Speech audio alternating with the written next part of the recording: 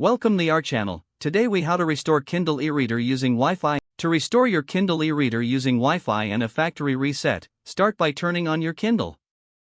Make sure your device is charged and ready for the process. Locate the settings option on your Kindle's home screen. Tap on settings to open the settings menu.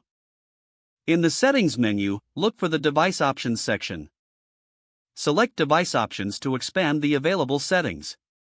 Now find the option labeled Reset or Reset to Factory Defaults. Tap on this option to initiate the reset process. A confirmation prompt will appear on your screen. Read the information carefully to understand what will happen. If you're sure you want to proceed, confirm the action. Your Kindle will now begin the factory reset process. This may take a few moments, so be patient as the device restarts. Once your Kindle has restarted, it will display the welcome screen. Now, select your preferred language to continue. Next, connect your device to Wi-Fi by choosing your network. Enter your network password and tap Connect. After connecting, follow the on-screen instructions to set up your Kindle. Once setup is complete, your device will be restored to the default settings. You can now enjoy your Kindle just like new. Remember to sync your content back to the device if needed. Your Kindle is now ready for use. If the page does not load, refresh the browser or try again in a private or incognito window.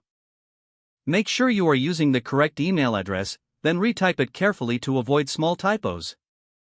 If your password is not accepted, use the reset option and create a new strong password you can remember.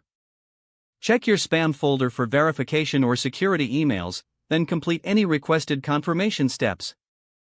Enable two-factor authentication if available to improve account security and reduce unauthorized access risk. After signing in, review your profile details so your contact information and settings are accurate and current.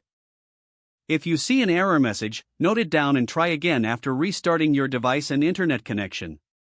Log out when you finish, especially on shared devices, to keep your account and payment information secure.